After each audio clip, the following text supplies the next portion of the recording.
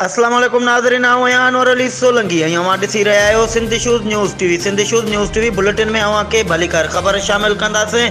मोरो खां मोरो एहसास किफ़ाला जे हलंदड़ प्रोग्राम अवामी शिकायतुनि ते डिवीज़नल डायरेक्टर बिस्प इंचार्ज रियाज़ अहमद सुमरो ऐं बिस्प इंचार्ज सलीम अहमद ऐं Benazir income support incharge Qadir Bakhsh Korai जो मोरो एहसास किफ़ालत जो ओचितो दौरो, जिते इंचार्ज अॻुवाणनि मुस्तहकिन औरतुनि खां कटौती बाबति पुछा गाछा कई ऐं ग़रीब मुस्तहक बेवा औरतुनि खे यकीन ध्यानी कराईंदे चयो त कंहिं जी बि कटौती न कई वेंदी। अगरि जे को बि एजेंट माफ़िया अवां जी कटौती करे थो त अवां उन जी शिकायत पुलिस थाणे मोरो ते दाख़िल करायो या वरी मोरो बेनज़ीर इनकम सपोर्ट ऑफिस में दाख़िल करायो त जीअं कटौती कंदड़नि खिलाफ़ सख़्त कार्रवाई कई वञे। उन मौक़े ते नौजवान सहाफ़ी अनवर अली सोलंकी डिवीज़नल डायरेक्टर बिस्प रियाज़ अहमद सां ॻाल्हाईंदे मुतालबो कयो त परे परे खां आयल ग़रीब औरतुनि खे का बि सहूलियत न आहे ऐं औरतूं पाणीअ जे ढुक लाइ तरसी रहियूं आहिनि ऐं उन्हनि खे इंतज़ारु करायो वञे थो। जॾहिं त डिवीज़नल इंचार्ज सहाफ़ी अनवर सोलंकी खे ख़ातिरी कराईंदे चयो त असां ग़रीब मुस्तहक औरतुनि जे पाणीअ जो बंदोबस्त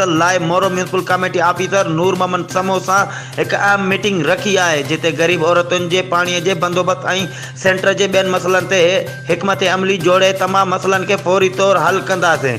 ही हुयूं हिन वक़्त ताईं जूं अपडेट्स। वधीक ख़बरुनि ऐं अपडेट्स लाइ ॾिसंदा रहो सिंध शूज़ न्यूज़ टीवी।